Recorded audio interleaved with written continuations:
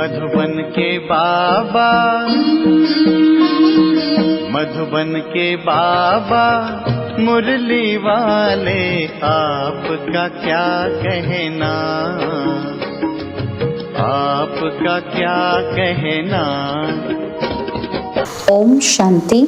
आज 5 मार्च 2026 के साकार मधुर महावाक्य हैं। आज मीठे मीठे बाप दादा बोले, मीठे बच्चे, बाप को ज्ञानी तो आत्मा बच्चे ही प्रिय है, इसलिए बाप समान मास्टर ज्ञान सागर बनो। बाबा कहते, बच्चे, बाप को ज्ञानी तो आत्मा बच्चे ही प्रिय हैं, इसलिए बाप समान मास्टर ज्ञान सागर बनो। बाबा ने आज प्रश्न पूछा कि कल्याणकारी युग में बाप सभी बच्चों को कौन सी स्मृति दिलाते हैं। उत्तर में बाबा कहते, बच्चे, तुम्हें अपना घर छोड़े 5000 वर्ष हुए हैं। तुमने 5000 वर्ष में 84 जन्म लिए।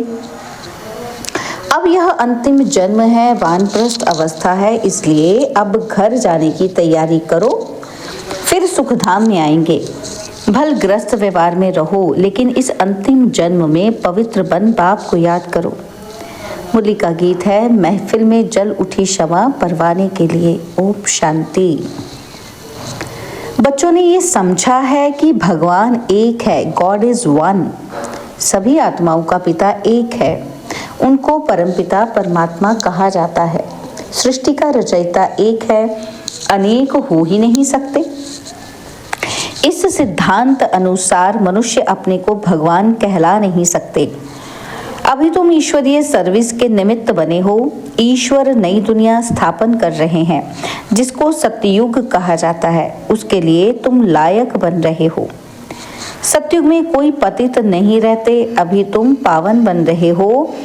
कहते हैं, पतित पावन मैं हूँ और तुम बच्चों को श्रेष्ठ मत देता हूँ कि मुझ अपने निराकार बाप को याद करने से तुम पतित तमो प्रधान से पावन सतो प्रधान बन जाएंगे। याद रूपी योग अग्नि से तुम्हारे पाप नाश हो जाएंगे। साधु आदि तो कह देते हैं ईश्वर सर्वव्यापी है। एक तरफ कहते भगवान एक है और फिर यहाँ तो बहुत अपने को भगवान कहलाते हैं। श्री श्री 108 जगत गुरु कहलाते हैं।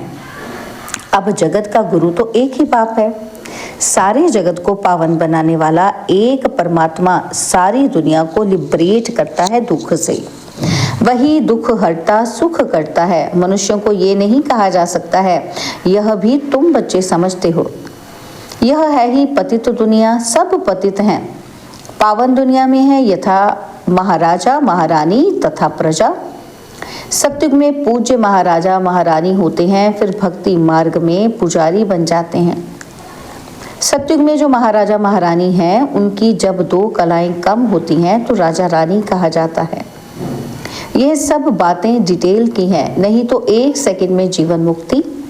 बाप समझाते हैं, भल ग्रस्त व्यवहार में रहो, परंतु यह अंतिम जन्म पवित्र रहो। अब वानप्रस्थ अवस्था है, वानप्रस्थ व शांति धाम एक ही बात है। यहाँ आत्माएं ब्रह्म तत्व में रहती हैं, जिसको ब्रह्मांड कहते हैं। वास्तव में आत्माएं कोई अंडे मिसल नहीं हैं, आत्मा तो स्टार है।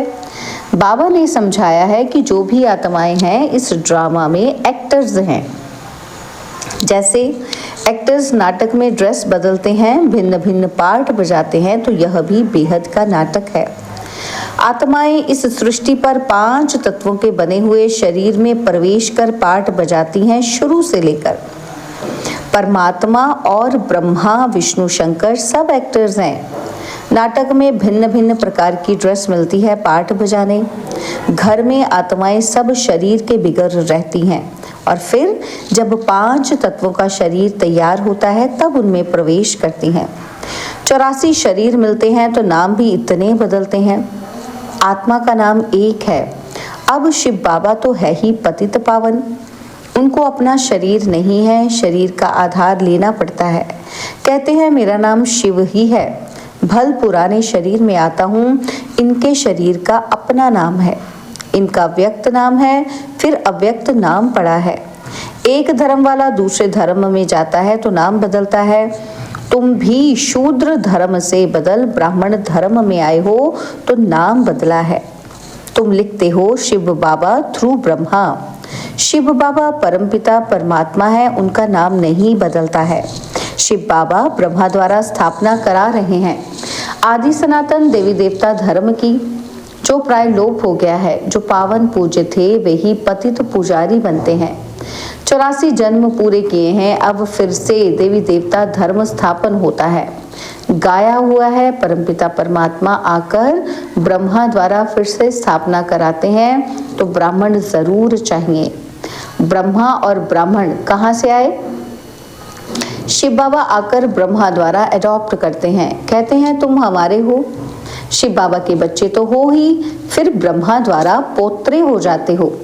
पिता तो एक है सारी प्रजा का, इतने सब बच्चे कुमार कुमारियां हैं, उनको शिव बाबा ब्रह्मा द्वारा अडॉप्ट करते हैं। मनुष्यों को पता थोड़ी है, बाप आकर आदि सनातन देवी देवता धर्म स्थापन करते हैं, तो ऐसे नहीं कि नए सिरे आते रहते हैं। जैसे दिखाते हैं प्रलय हुई फिर पत्ते पर सागर में आया। अब ये तो सब कहानियां बनाई हुई हैं, ये वर्ल्ड की हिस्ट्री ज्योग्राफी रिपीट होती रहती है। आत्मा अमर है, उसमें पार्ट भी अमर है, पार्ट कभी घिसता नहीं है। सतयुग में वही लक्ष्मी नारायण की सूर्यवंशी राजधानी चलती रहती है, कभी बदलती नहीं। दुनिया नई से पुरानी, पुरानी से नई होती रहती है। हर एक को अविनाशी पाठ मिला हुआ है।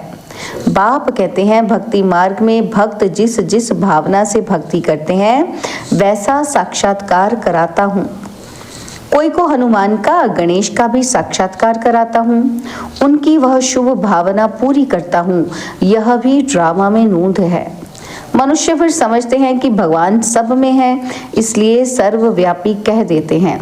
भक्तमाला भी है, मेल्स में नारद शिरोमणि गाया जाता है और फीमेल में मीरा। भक्तमाला अलग है, रुद्रमाला अलग है, ज्ञान की माला अलग है, और भक्तों की माला कभी पूजते नहीं। रुंड माला माना वैजंती माला पूजी जाती है। ऊपर है फूल, फिर मेरू और फिर है बच्चे जो राजगद्दी पर बैठते हैं। कौन से बच्चे? जो राजगद्दी पर बैठते हैं वही माला में आते हैं। वैजंती माला ही विष्णु की माला है। भक्तों की माला का सिर्फ गायन होता है। यह रुद्र माला तो सब फेरते हैं। तुम भक्त नहीं ज्ञानी हो। बाप कहते हैं मुझे ज्ञानी तो आत्मा प्रिय लगते हैं। बाप ही ज्ञान का सागर है, तुम बच्चों को ज्ञान दे रहे हैं। माला भी तुम्हारी पूजी जाती है। 8 रत्नों का भी पूजन होता है, क्योंकि ज्ञानी तो आत्मा है तो उनकी पूजा होती है। अंगूठी बनाकर पहनते हैं क्योंकि ये भारत को स्वर्ग बनाते हैं। पास विद ऑनर होते हैं तो उनका गायन है। 9वां दाना बीच में शिव बाबा को रखते हैं, उसको कहते हैं 9 रत्न। यह है डिटेल की समझानी। बाप तो सिर्फ कहते हैं बाप और वर्षे को याद करो तो तुम्हारे विकर्म विनाश होंगे, फिर तुम चले जाएंगे। पतित आत्माएं पावन दुनिया में जा न सके, यहाँ सब पतित हैं। देवताओं के शरीर तो पवित्र निर्विकारी हैं। वह है पूज्य, यथा राजा रानी तथा प्रजा पूज्य हैं। यहाँ सब हैं पुजारी, वहाँ दुख की बात नहीं। उनको कहा जाता है स्वर्ग, सुख धाम। वहाँ सुख, संपत्ति, शांति सब थी, अब तो कुछ नहीं है, इसलिए इसको नरक और उनको स्वर्ग कहा जाता है। हम आत्माएं शांति धाम में रहने वाली हैं, वहाँ से आती हैं पाठ बजाने। 84 जन्म पूरे भोगने पड़ते हैं। अभी दुख धाम है, फिर हम जाते हैं शांति धाम, फिर सुख धाम में आएंगे। बाप सुख धाम का मालिक बनाने, मनुष्य से देवता बनाने पुरुषार्थ करवा रहे हैं। तुम्हारा है ये संगम युग। बाप कहते हैं मैं कल्प के संगम युगे आता हूँ, युगे युगे नहीं। मैं संगम युग में एक ही बार सृष्टि को बदलने आता हूँ। सतयुग था, अब कलयुग है और फिर सतयुग आना चाहिए। यह है कल्याणकारी संगम युग। सबका कल्याण होना है। सबको रावण की जेल से छुड़ाते हैं। उनको दुख हटता सुख करता कहा जाता है। यहाँ सब दुखी हैं। तुम पुरुषार्थ करते हो सुख धाम में जाने के लिए। सुख धाम जाना है तो पहले शांति धाम में जाना है। तुमको पाठ बजाते बजाते 5000 वर्ष हुए हैं। बाप समझाते हैं, तुमको अपना घर छोड़े 5000 वर्ष हुए हैं, उसमें तुम भारतवासियों ने 84 जन्म लिए हैं। अब तुम्हारा अंतिम जन्म है, सबकी वानप्रस्थ अवस्था है, सबको जाना है। गायन भी है ज्ञान का सागर व रुद्र, यह है शिव ज्ञान यज्ञ। पतित पावन शिव है, परमात्मा भी शिव है। रुद्र नाम भक्तों ने रख दिया है, उनका असल नाम एक ही शिव है। शिव बाबा प्रजापिता ब्रह्मा द्वारा स्थापना करवाते हैं। ब्रह्मा एक ही है, यह पतित फिर वही ब्रह्मा पावन बनता है तो फरिश्ता बन जाता है।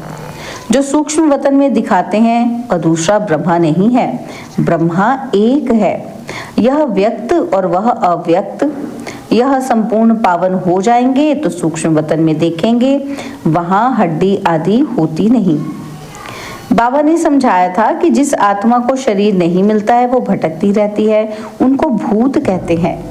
जब तक शरीर मिले तब तक भटकती है, कोई अच्छी होती है और कोई बुरी होती है। तो बाप हर एक बात की समझानी देते हैं। वह ज्ञान का सागर है तो जरूर समझाएंगे ना। 1 सेकंड में जीवन मुक्ति है। अल्फ और बे को याद करो तो सेकंड में जीवन मुक्ति का वर्षा मिलेगा। कितना सहज है, नाम ही है सहज राजयोग। वह समझते हैं भारत का योग यह था, परंतु वह सन्यासियों का हठ योग है। यह तो बिल्कुल ही सहज है। योग माना याद, उनका है हठ योग और यह है सहज। बाप कहते हैं मुझे इस प्रकार याद करो, कोई लॉकेट आदि लगाने की दरकार नहीं है। तुम तो बच्चे हो बाप के, बाप को सिर्फ याद करो। तुम यहाँ पाठ बजाने आए हो, अब सबको वापस घर जाना है, फिर से वही पाठ बजाना है। भारतवासी ही सूर्यवंशी, चंद्रवंशी, वैश्यवंशी, शूद्रवंशी बनते हैं। इस बीच में और धर्म वाले भी आते हैं। 84 जन्म तुम लेते हो, फिर तुमको ही नंबर 1 में जाना है। फिर तुम सतयुग में आएंगे तो और सभी शांति धाम में होंगे। और धर्म वालों के वर्ण नहीं है, वर्ण भारत के ही हैं। तुम ही सूर्यवंशी चंद्रवंशी बने थे, अभी ब्राह्मण वर्ण में हो। ब्रह्मावंशी ब्राह्मण बने हो। ये सब बातें बाप बैठ समझाते हैं। जिनकी बुद्धि में धारणा नहीं हो सकती उनको कहते हैं सिर्फ बाप को याद करो। जैसे बाप को जानने से बच्चे को मालूम पड़ जाता है कि ये मिल्कियत है, बच्ची को तो वर्षा नहीं मिलता है। यहाँ तुम सब शिव बाबा के बच्चे हो, सबका हक है, मेल अथवा फीमेल सबका हक है, सबको सिखाना है। शिव बाबा को याद करो, जितना याद करेंगे उतना विकर्म विनाश होंगे, पतित से पावन बनेंगे। आत्मा में जो खाद पड़ी है वो निकले कैसे? बाप कहते हैं योग से ही तुम्हारी खाद खत्म हो जाएगी। यह पतित शरीर तो यहाँ ही छोड़ना है। आत्मा पवित्र बन जाएगी, सब मच्छरों सदृश जाएंगे। बुद्धि भी कहती है सत्युग में बहुत थोड़े रहते हैं, इस विनाश में कितने मनुष्य मरेंगे। बाकी थोड़े जाकर रहेंगे, राजाएं तो थोड़े रहेंगे। बाकी 9 लाख प्रजा सत्युग में रहती है। इस पर गाते भी है ना कि 9 लाख तारे यानी प्रजा। झाड़ पहले छोटा होता है फिर वृद्धि को पाता है। अभी तो कितनी आत्माएं हैं, पाप आते हैं, सबका गाइड बन ले जाते हैं। अच्छा, मीठे मीठे सिकिलदे बच्चों प्रति माता पिता बाप दादा का याद, प्यार और गुड मॉर्निंग। रूहानी बाप की रूहानी बच्चों को नमस्ते। हम रूहानी बच्चों की रूहानी बाप दादाजी को दिलवा जान सिकवा प्रेम से नमस्ते। ओम शांति। प्यारे बाबा, मीठे बाबा, मेरे बाबा, शुक्रिया बाबा, शुक्रिया बाबा, शुक्रिया। धारणा के लिए मुख्य सार है, पहला पॉइंट है योग अग्नि से विकर्मों की खाद को भस्म कर पावन बनना है। अब वानप्रस्थ अवस्था है, इसलिए वापस घर जाने के लिए संपूर्ण सतो प्रधान बनना है। सेकंड पॉइंट है इस कल्याणकारी युग में बाप समान दुख हरता सुख करता बनना है। बाबा ने वरदान दिया सदा कंबाइंड स्वरूप की स्मृति द्वारा मुश्किल कार्य को सहज बनाने वाले डबल लाइट भव। सदा कंबाइंड स्वरूप की स्मृति द्वारा मुश्किल कार्य को सहज बनाने वाले डबल लाइट भव। जो बच्चे निरंतर याद में रहते हैं वे सदा साथ का अनुभव करते हैं। उनके सामने कोई भी समस्या आएगी तो अपने को कंबाइंड रूप अनुभव करेंगे, घबराएंगे नहीं। ये कंबाइंड स्वरूप की स्मृति कोई भी मुश्किल कार्य को सहज बना देती है। कभी कोई बड़ी बात सामने आए तो अपना बोझ बाप के ऊपर रख स्वयं डबल लाइट हो जाओ, तो फरिश्ते समान दिन रात खुशी में मन से डांस करते रहेंगे। स्लोगन: किसी भी कारण का निवारण कर संतुष्ट रहने और करने वाले ही संतुष्ट मणि हैं। किसी भी कारण का निवारण कर संतुष्ट रहने और करने वाले ही संतुष्ट मणि हैं। बाबा के अव्यक्त इशारे निश्चय के फाउंडेशन को मजबूत कर सदा निर्भय और निश्चिंत रहो। बाबा कहते हैं श्रीमत प्रमाण हर कदम हो तो सदा निश्चिंत रहेंगे, और निश्चिंत हैं तो सदा यथार्थ निर्णय देंगे। जब निर्णय यथार्थ होगा तो विजयी होंगे। त्रिकालदर्शी आत्मा सदा ही निश्चिंत रहती है, क्योंकि उसे निश्चय है कि हमारी विजय हुई ही पड़ी है। अच्छा, ओम शांति।